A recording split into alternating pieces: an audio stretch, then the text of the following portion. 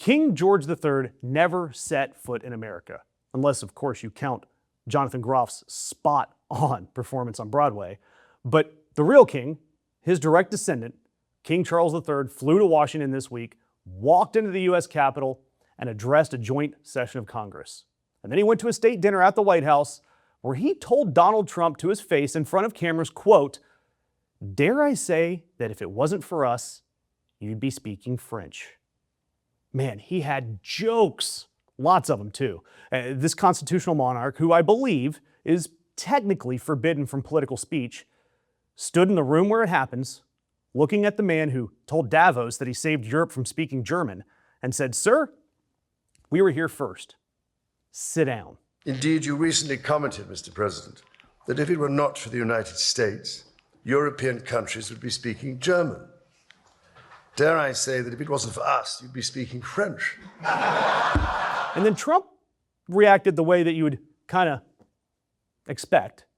He smiled, that little smirk, looking at Melania, looking back at the room with that expression, you know the one that he gets when he knows that he's been got, but he can't admit it, or because of what's going on up here, he can't quite process it in the time. You know the look. The look that someone just scored a point, but I don't even know what game we're playing. That's the look, that's the reaction that Donald Trump gave.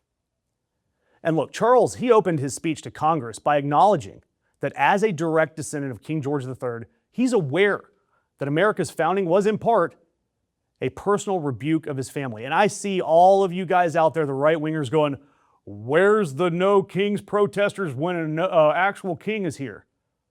Well, the protesters don't have to be there. They happened back in Boston with a little T. And look, the king, he said, for his part, "Please rest assured, I am not here as part of some cunning, rear-guarded action." And the room laughed. The British king made a joint session of Congress. Both sides laugh. That's what diplomacy should look like, especially when it's done by somebody who's actually read a book.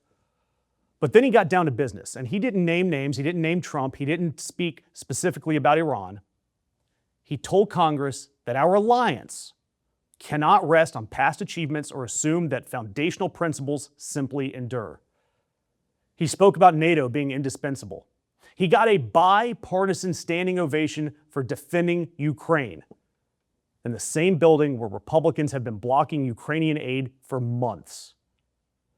And then, this guy, he had a speech.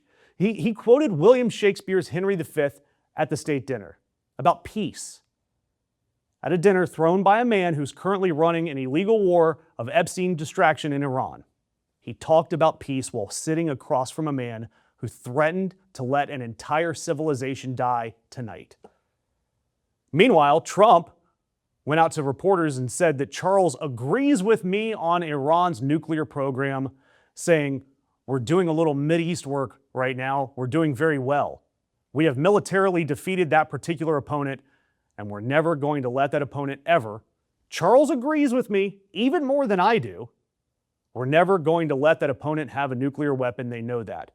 And we're never going to let that opponent ever. Charles agrees with me, even more than I do. We're never going to let that opponent have a nuclear weapon. They know that, and they've known it right now very powerfully."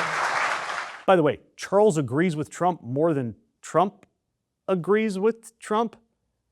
Does anybody have a spare cognitive test laying around? He may need it. And look, when Trump outed the king, even if he said this at all, the king cannot speak for his government. That is the entire point of this being, over in the UK, a constitutional monarchy. Charles cannot have a public position on Iranian nuclear weapons. And Trump went on television and put the words in the king's mouth.